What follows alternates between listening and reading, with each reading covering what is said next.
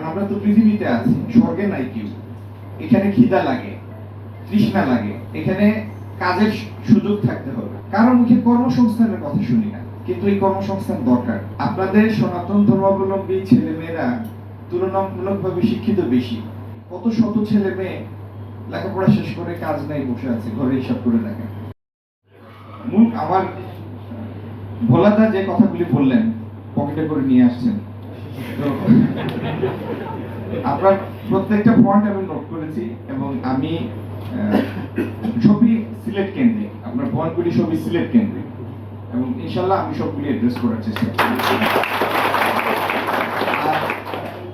মসজিদ, মন্দির বা ধর্মীয় প্রতিষ্ঠান যেগুলি আছে, সেটা গির্জা হোক, এগুলি উন্নয়ন করবো, এই জন্যই তো আমাকে পাঠিয়েছেন নাকি?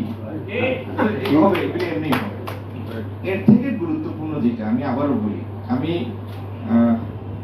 ডায়াবেটিকের পিছনে যে আপনাদের একটা প্রতিষ্ঠান,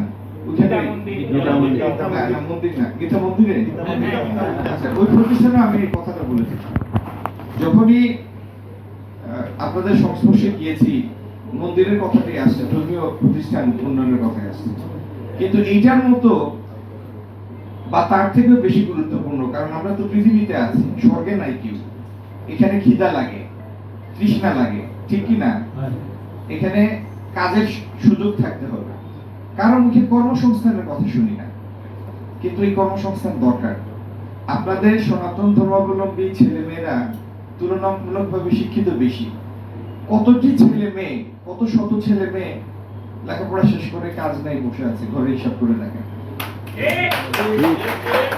তো সিলেটের শুধু ধর্ম বর্ণ নির্বিশেষে সিলেটের কাজের সুযোগ দরকার, কর্মসংস্থান দরকার। এইদিকে আমরা দৃষ্টি দেব।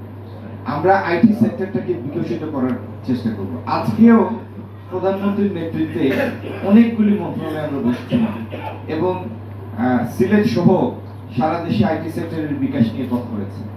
কিছুক্ষণ আগে ইন্ডিয়ান স্টেট হাই কমিশনার এসেছেন আমার সাথে দেখা করতে। তাকে আমি বলেছি যে আপনারা পৃথিবীতে অলমোস্ট একটা ডিজিটাল সুপার পাওয়ার হতে চলেছে। পাশের দেশকে কি আপনাদের জন্য পাশের দেশের কোনো দায়িত্ব নাই? তাহলে আপনারা আগাবেন, সাথে আমাদেরও সাথে নেন। আমরাও কিভাবে আগাবো, আপনারা কিভাবে সহায়তা করবেন ডিজিটাল সেক্টরে, বলেন আপনাদের হাই কমিশনার সাহেব কি এরকম একটা ধারণা আমাদের নিয়ে আসার। উনি কথা দিয়েছেন, সেটা উনি কনভে করবেন। আমরা আগামী দিন কর্মসংস্থানের জন্য যতগুলি কথা বলেছি নির্বাচনের প্রচারণার সময়, তার প্রত্যেকটি নিয়ে ইনশাআল্লাহ আমরা কাজ করবো। জলাবদ্ধতার অবসানের জন্য কাজ করব।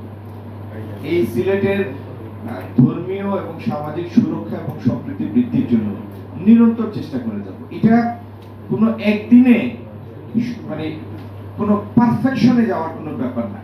পারফেক্ট বলতে কিছু নাই। পারফেক্ট তো যিনি সৃষ্টি করেছেন তিনিই পারফেক্ট, আর কেউ পারফেক্ট না। এটা একটা নিরন্তর প্রচেষ্টা, এটা একটা কালচারাল একটা প্রসেস। এটার মধ্যে সর্বক্ষণ আমাদের থাকতে হবে যে আমাদের সম্প্রীতি, আমাদের বন্ধন আরো বেশি বিকশিত হবে, আরো বেশি শক্ত হবে, আরো দৃঢ় হবে, চিন্তায়, চেতনায়, চর্চায়, সবকিছু।